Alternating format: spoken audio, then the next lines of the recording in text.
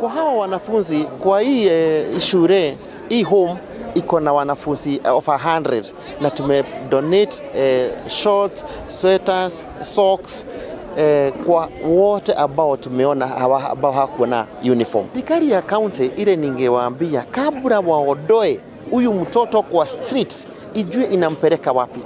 Kwa sababu kusema ukweli huyu mtoto hayuko pale kwa kupenda.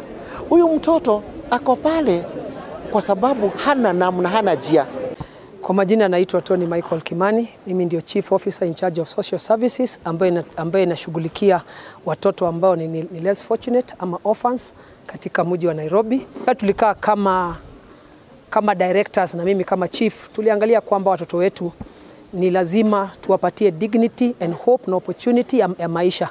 Hata ingawaji kwamba ni watoto ambao tumewarescue katika streets.